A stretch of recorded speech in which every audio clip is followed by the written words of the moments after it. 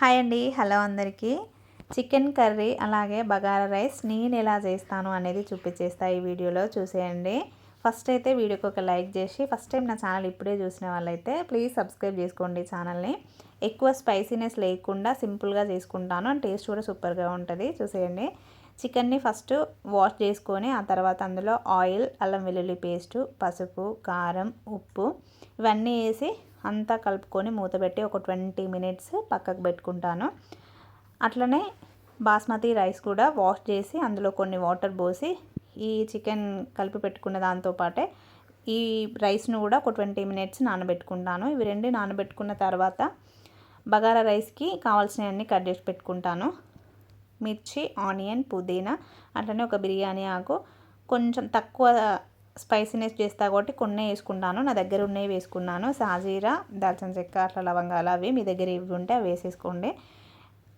అట్లనే కొంచెం ఆయిల్ పోసి కొంచెం నెయ్యి పోస్తాను నేను. రెండు, కొంచెం నెయ్యి కొంచెం ఆయిల్, ఇట్లయితే టేస్ట్ బాగుంటుంది, స్మెల్ కూడా బాగా వస్తుంది. అందుకే నేను అది కొంచెం ఇది కొంచెం వేసుకుంటాను. మీ దగ్గర నెయ్యి ఉంటే వేసుకోండి, లేకుంటే ఆయిల్ వేసి అయినా చేసుకోవచ్చు, అట్లా కూడా బాగానే ఉంటుంది.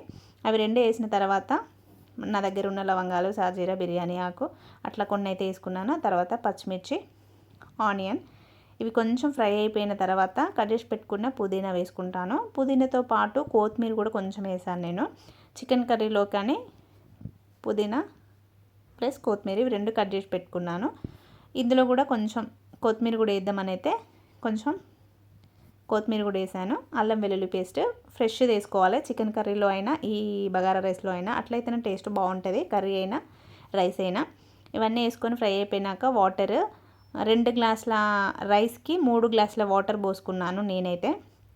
పర్ఫెక్ట్గా అయింది రైస్. 3 గ్లాసుల వాటర్ పోసి సాల్ట్ వేసి జస్ట్ ఒక 10 మినిట్స్ హై ఫ్లేమ్లో ఉంచితే వాటర్ మొత్తం వేడవుతుంది. పక్కకు 20 మినిట్స్ నానబెట్టుకున్న రైస్ తీసి ఇందులో వేసుకుంటే అంతే. వేసుకొని అంతా ఒకసారి కలుపుకొని మూత పెట్టి వదిలేయండి.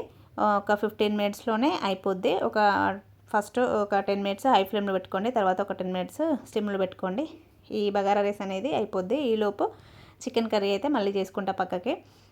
ఆయిల్ పోసి సాజీరా, లవంగాలు వేసుకున్నాను ఒక 2. ఆ తర్వాత పచ్చిమిర్చి, ఆనియన్స్, పుదీనా, అల్లం వెల్లుల్లి పేస్ట్, కొంచెం పసుపు కొంచెం కొంచెం వేసుకుంటాను. అందులో కలిపాను చికెన్లో. ఇందులో కూడా కొంచెం కొంచెం వేసుకొని కలిపెట్టుకున్న చికెన్ మొత్తం ఇందులో వేసేస్తాను. అండ్ పెరుగు మీకు యాడ్ చేస్తామంటే చికెన్ కలిపేటప్పుడే కలుపుకోండి, లేదు అనుకుంటే లేదు. నేను అవసరం లేదు అని పెరుగు అయితే స్కిప్ చేశాను ఒకటి.